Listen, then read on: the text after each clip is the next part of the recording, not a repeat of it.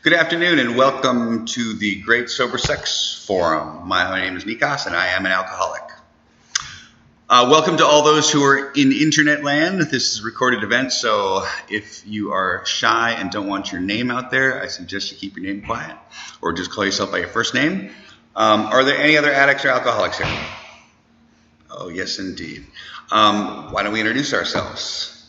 I'm James, I'm an alcoholic. Hey, James. Hi, James. I'm Rick, I'm an addict. Hey, Rick. So, if you guys would join me in the serenity prayer. God, grant me the serenity to accept the things I cannot change, the courage to change the things I can, and the wisdom to know the difference. Yeah, wisdom. That's really what's necessary in our lives.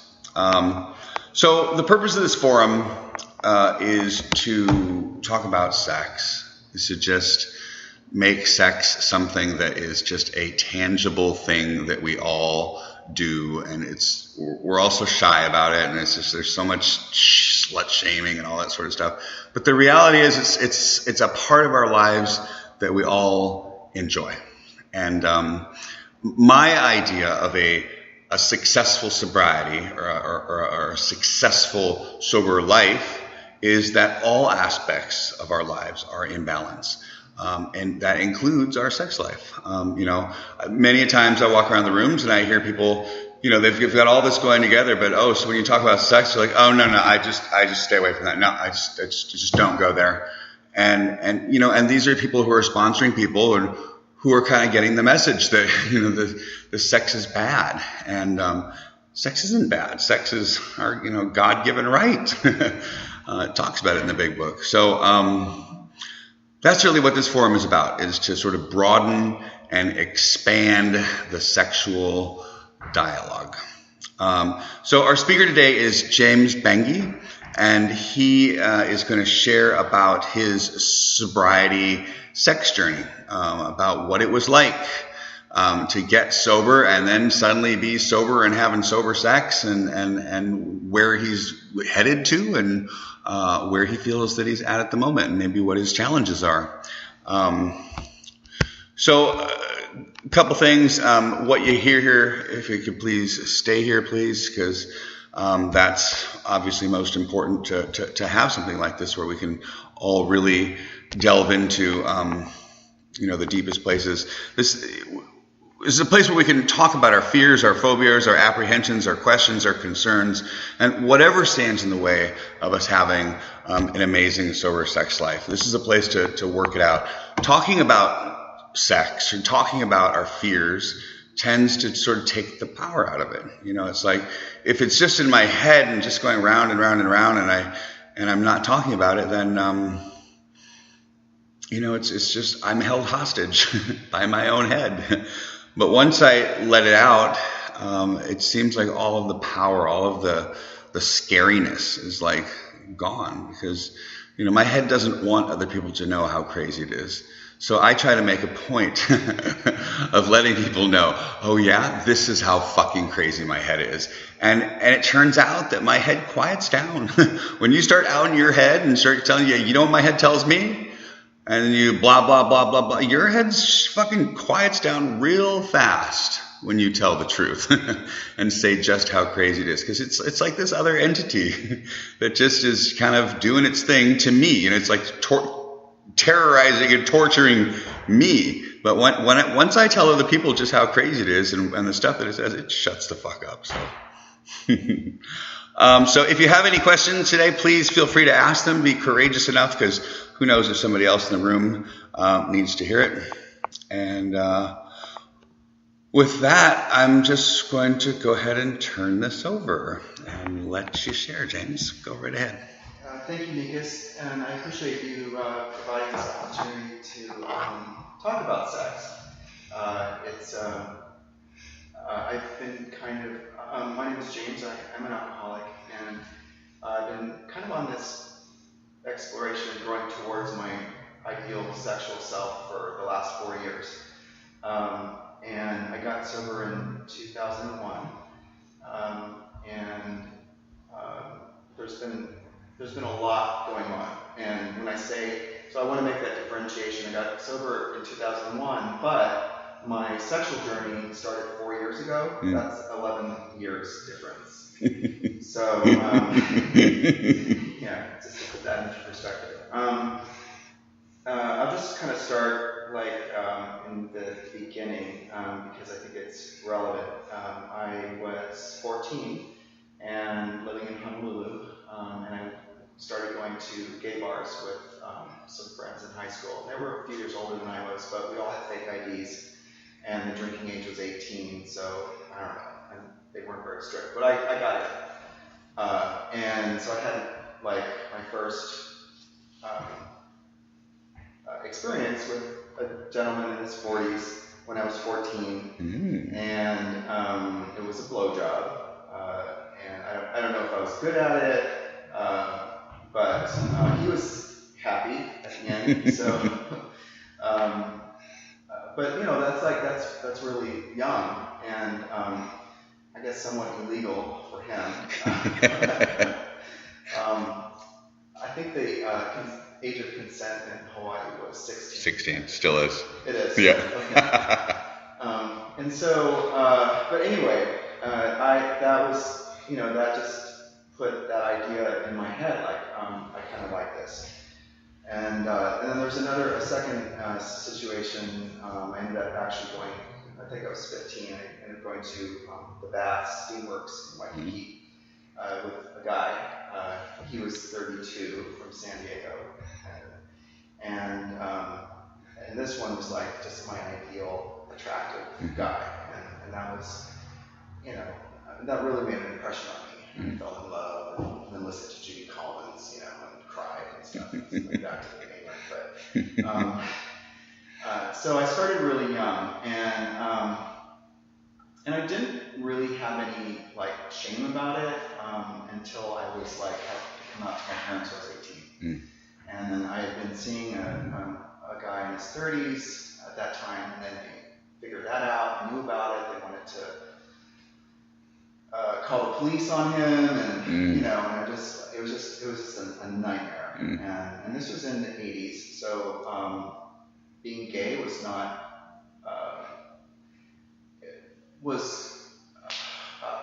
popular then, and we didn't have Will and Grace or anything like that to make it seem like it was okay.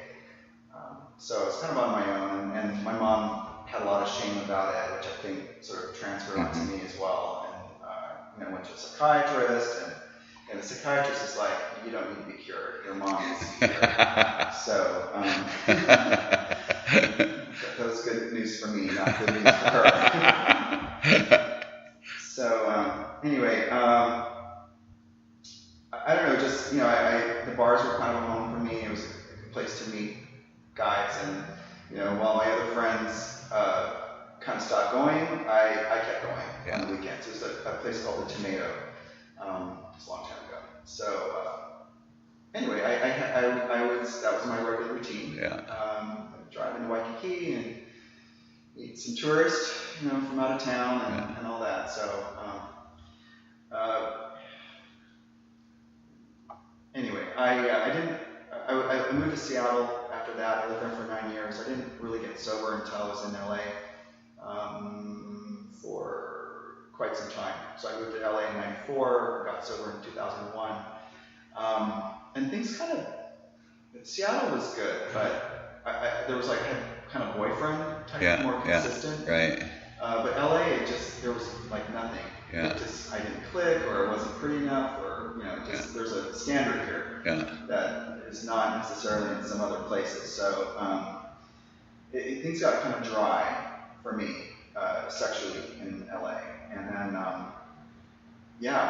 don't know. And then I was also, part of my journey I was on antidepressants for quite some time, and they kill I'm not on them right now.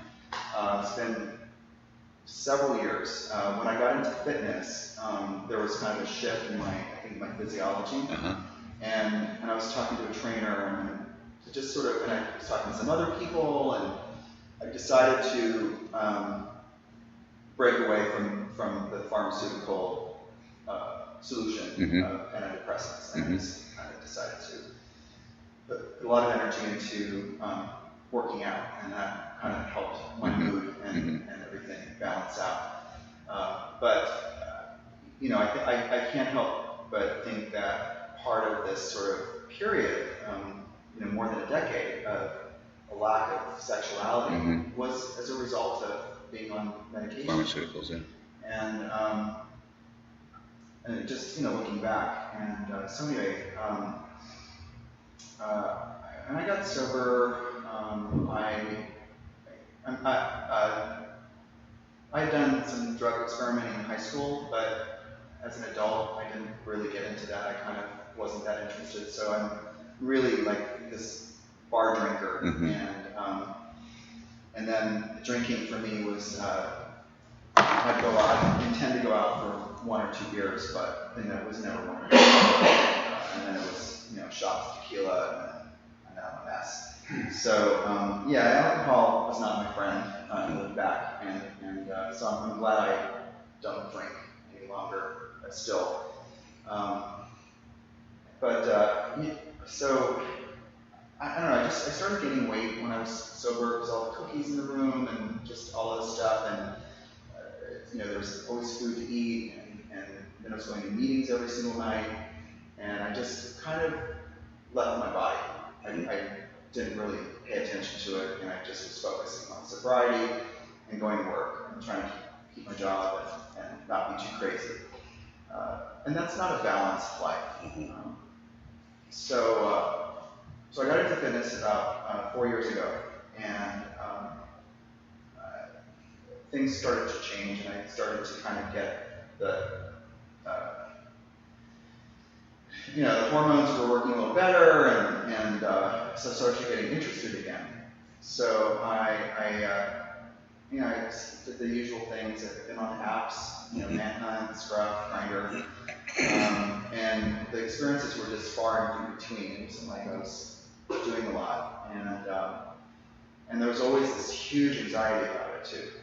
I really, from being a teenager, really enjoying all those experiences with these guys that, maybe you only for an hour or two, to being an adult, complete disconnect.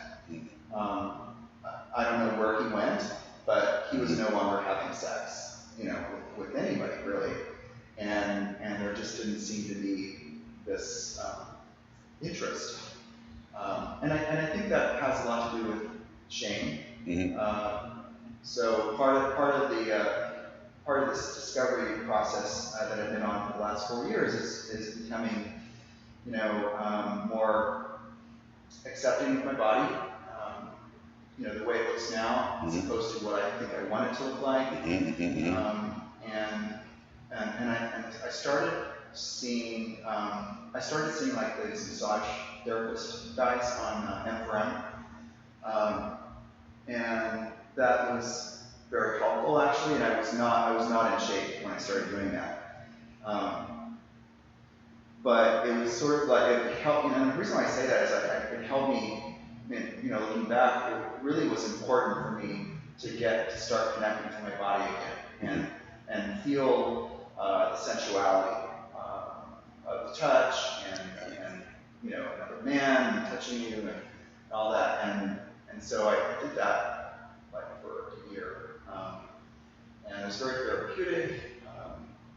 It was definitely like a process, but I was still not actually having sex with people, So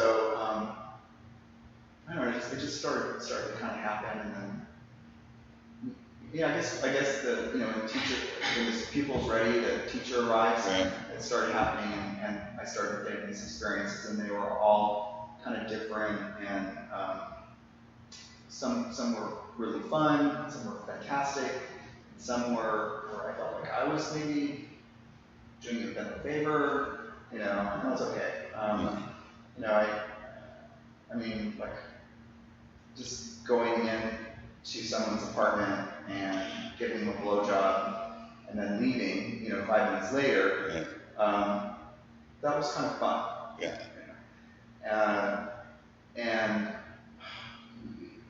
it's funny because I didn't really discuss any of that stuff with the sponsor. And I don't know why. It wasn't like I was hiding anything. I just was like, it was so new, brand new, and like, I mean, I've been in the program for 11 years at that point, and nobody talked about sex. Yeah. Like in the rooms. Yeah. I mean, there's always a few, but nobody really said anything. And I after my first year was up, I thought, oh great, now I could have sex.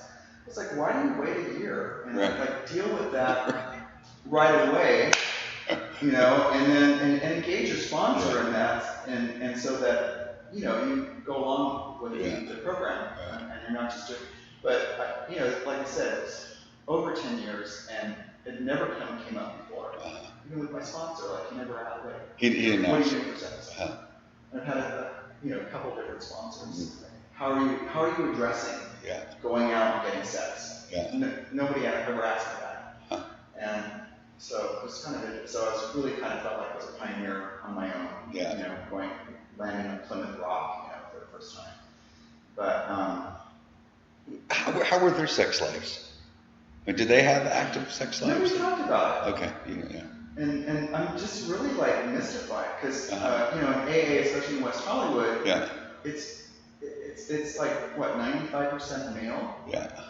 So there's a space for this. It's not like you're in a room with a lot of women and you're talking about sexuality. It's just even if that was the case, what's the big deal? But nobody really. It was so strange. And then I think when I would bring it up with people, there would be like a quick change of topic, and either they were uncomfortable with me, or I don't know, it just never really happened. So, anyway, so this is all like just little baby steps, and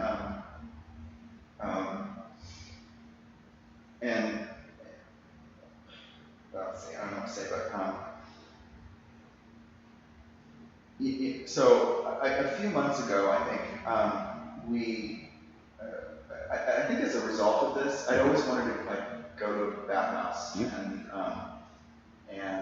I thought that's like the final frontier, of being like confident and comfortable with my body and just comfortable being around other people. And so I went to Flex a few months ago for the first time, and I just had no expectations. I went during the day, and so I thought, well, if I'm really uncomfortable or if something's bothering me, at least I can lay out by the pool.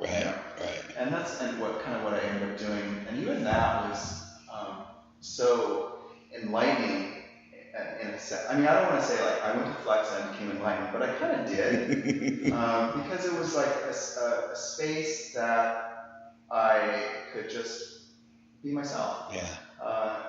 In my sexuality, I could lay out nude, or I could,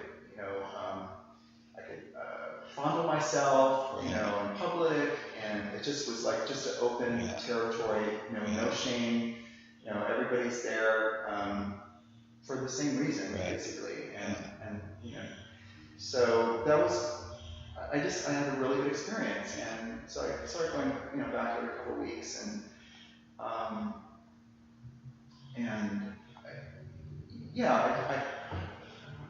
feel like I'm drawing a blank, but one of the things, in the program is about like what your intentions are around sex, and the whole sex inventory thing, and what so I think I'm really like conscious about how I treat people, these partners, even though it's just a hookup, and there's really no obligation, it's NSA, that doesn't take me off the hook for being, kind, courteous, and all that stuff, and just, and respectful, that they're a person just like me, on this path, they need sex too. We both need it. It's actually a physical need of the body, and so that being said, and for whatever reason we've come to an arrangement that we're gonna have sex, and there's nothing wrong with that. So during this process, I've been looking more at my fantasies, what do I think, what turns me on, and that's I think when it starts to get kind of tricky. It starts getting less vanilla, and like how far do I want to go about acting some of these things out, and having the right situation, trusting that person. Like the first time that this is okay to be more explicit. Oh, absolutely. The first time that I had anal sex, where I was the receiver, it was like over 20 years, and I didn't think I would ever do that again. And then it just someone I'd seen a few times before, and he was so hot, and it was just the time was right, and I knew he was going to be kind of patient with me, and it was just everything was the right timing, and so I did it, and he was kind of a little bit larger than I would have wanted for that first time. For the first time, back in the saddle. Yeah, but it worked out. It was a couple different positions that we tried, and then then it's like, oh, this one works. And so even that, it was like I was like just on cloud 9. After that experience, because it's like I can actually do this and enjoy it. And I realized that it was an affirmation, because I realized that is truly part of my being, my authentic self. I like men. I like having sex with men. I like their bodies. I like touching them. I like them touching me. So that was like a highlight. But there's just other things too, like when you get into the bath situation, or just in general, when you're with someone you don't know very well. It's like if someone's jacking off, and I've got my mouth open, and I'm ready to take their load or whatever. Just it's like that's a really intimate thing. They're going to come on my face, or I'm going to swallow some of it, or just it's going to and then it kind of plays with the mind a little bit. There's that little bit of a voice shaming thing in the back. It's dirty, and like that is such an old voice. And because it's not. I have the same body. I have the same physical. Same fluids. And so it really is a shared experience, and there's no shame in that. But my dick knows that it likes it. So because it really excites me that that's happening. But my head, it's got that little voice like this is wrong. And so it's a little bit of a process to kind of keep that in the background and not really listen to it too much. Not to ignore instinct or intuition, but knowing the difference between, is that a slut-shaming voice, or is that intuition? Intuition tells me this is not the right person or the situation, and it's just not the right time. And I think it's important to be aware of, what are my motives here? Am I having sex to, because I want to? Well, now I think I am kind of like unhealthy physically, so I do have this kind of chronic, horniness that needs to be fulfilled in some ways. And, masturbating all the time can be a bit of a challenge for coming. It's like I can masturbate, but sometimes it's hard to get that final fulfillment, when you're by yourself. Yeah. And so it helps to have another person in the room Yeah. when you're having sex, other than yourself. But I think, it's just a matter of knowing yourself and my own motives, and are my motives pure right now with having sex with this guy, or am I trying to escape some kind of problem? Yeah. Because I think that it's disrespectful to be with someone when you're really using them as a diversion, right. as opposed to a connection. Right. So I think that's the balance there is kind of knowing the right time of yeah, it's like spending money, buying new sunglasses. Yeah, because that's made me happy.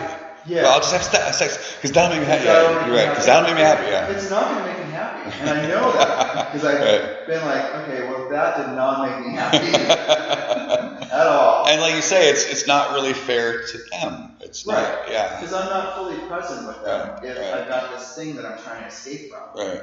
So, looking at the number of incidences, in the last 4 years, the best ones were that, where it's like, no, I was really down to meeting someone and getting laid and connecting with a guy, and the physicality of it, and everything, as opposed to, I had a hard week and I just need to let out some steam. There's other ways to let out steam, without taking someone else hostage, to do that with. But I don't know. Okay, it's 20 minutes so far. Good. So I don't know if I may be done. Okay. Yeah, there's no right or wrong with it. It's just what it is. It's just talking about it. Yeah. Well, I definitely got some things out that I don't normally say. So, do you go to bathhouses now? Yeah. Cool. Just like every couple weeks. Yeah. And I go to going to Flex. I have a free locker coupon for Melrose Spa that I want to use. I've never been there, and my feeling is that it's kind of sleazy, or I really don't know. Like, I didn't think Flex was all that bad. I was actually surprised how clean it was. Right. Like, their bathrooms, they're, because they get water and stuff all over the floors, and they're always mopping them up and cleaning them. So, keeping the bathrooms pretty well maintained. So Flex's and Melrose baths are actual bath houses where you can go in and lock the doors. Do you do the sex clubs or the sex parties? Do you do those at all? That is brand new to me. I'm just learning that those exist. Okay. So I guess I'm a little bit of a Pollyanna in that. It's like, oh, really? You can do that? Gotcha. So I guess that would be another frontier for me to try out. Right. Which, I'm all for that.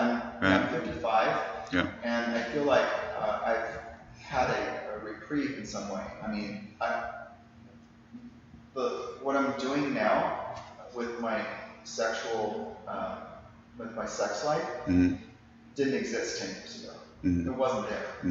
And how fortunate I am, and I think, really, like, being sober also has contributed to not having sex, but on the other hand, too, it also gave me the mechanism to be able to change, the courage to change things we can't. Right. And this is something that I can change about myself. Right. I don't have to, but I want to.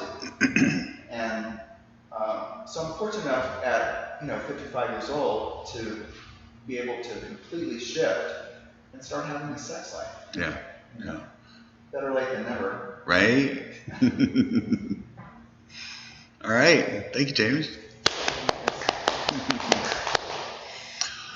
Yeah, the bathhouses for me, I was living in a sober living that was very near Flex, and so I ended up going there all the time, and it kind of became my backyard pool, and because you couldn't have sex at your sober living, I would just meet people there all the time, and I got to know all the staff really well and become really friendly with a lot of the people that would go all the time, some of which were sober and many of which were not, but they're people. These are actual people, and they all have lives, and they all have fears, and they all have things they're overcoming.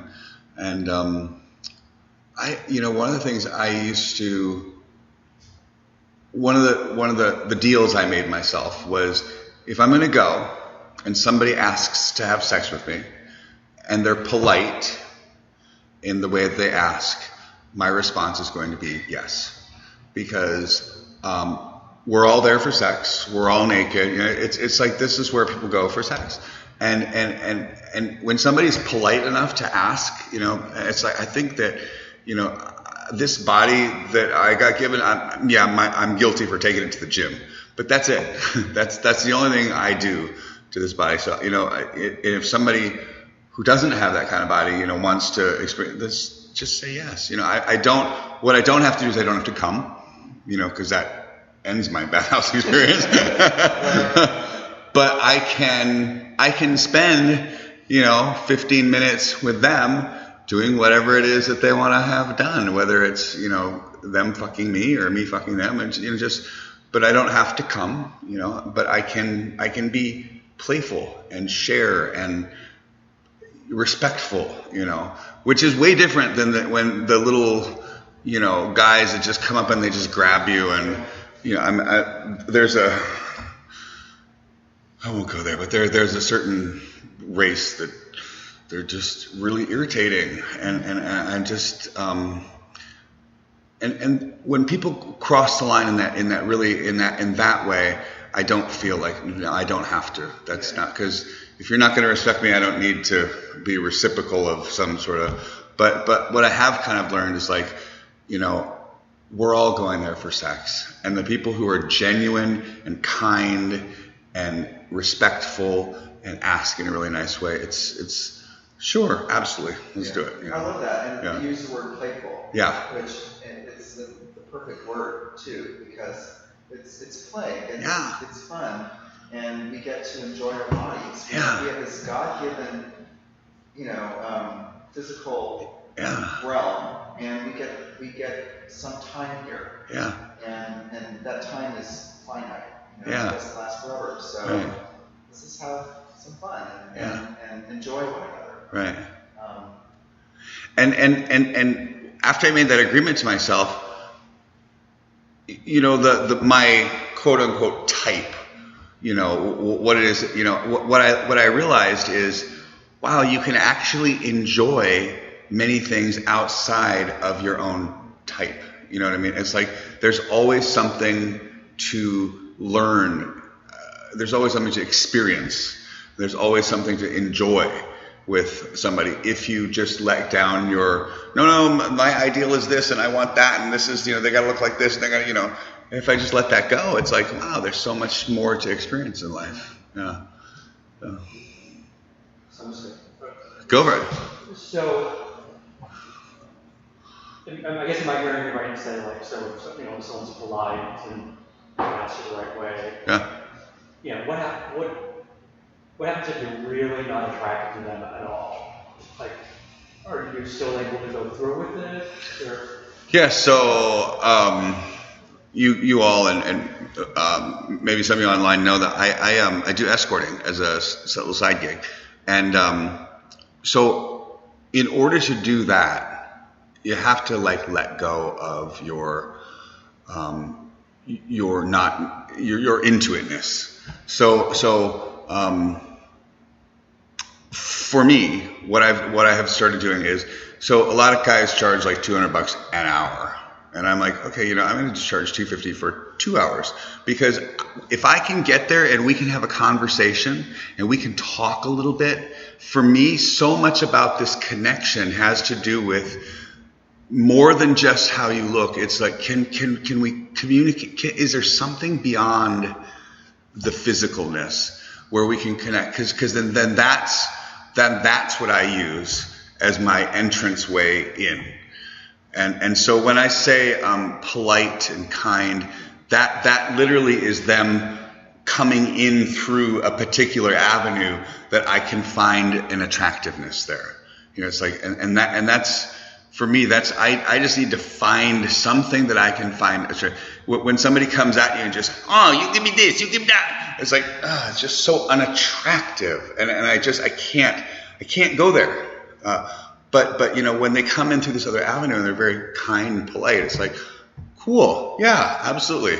And then I can overlook, the 7th extra roll of stomach. It's like, because I realize this is a human being. This is a real person that has feelings and needs and, fears and all that sort of stuff. And they were willing to go outside of their fears and ask, and so, in my, and perhaps it's because I do this other thing on the side that, it has opened my eyes to this, like, we're all human here.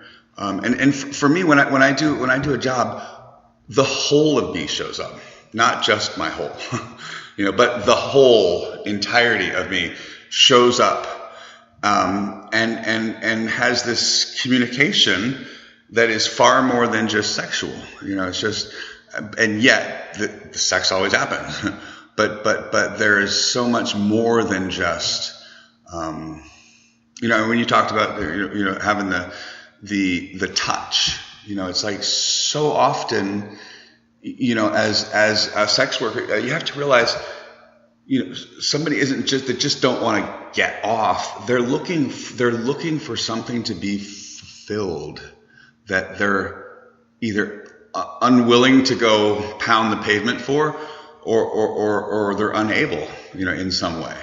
So, and they've decided to pick you to, and whether that's just touch or, softness and caressness, whatever that is, it's like, that's what you're being compensated for in another way. So, thank you. And what can I do for you? I think that's a beautiful way to approach it too. Yeah. When I started seeing these massage therapists, I don't say these, there was a few of them. There's one in particular that I went to, consistently. And I was, not at a vision for you when I started going to see him. I was not there. Yeah. And, he did his thing. He gave me the full treatment and didn't, recoil or any, kind of thing. It was, it was a really beautiful gift. Yeah. And that actually was sort of the seed that was planted for me to want to change down the road. Yeah. And start developing my body in a way that I'm gonna feel better about myself. I'm gonna think better. I'm gonna be in a better mood, which is gonna help everything. Yeah. But it was a kind of a beautiful thing that he gave me. Right. Even though I was paying for him, paying for his service, it was still a gift in that sense. Right. And because the energy was there, it was like a kind of a generosity. Yeah. Does that answer?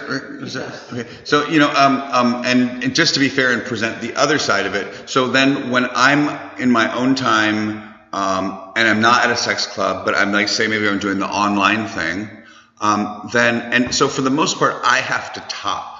And, when people see my pictures, it's like, they want this guy with the fucking, And so for me, when it's my time, it's like, okay, I want to get fucked because I'm versatile, right? So I want to. So, you get these guys online that are purely bottoms. They're not my type of like pure bottom. I mean, if you're 110 pounds and you're a pure bottom, I love you.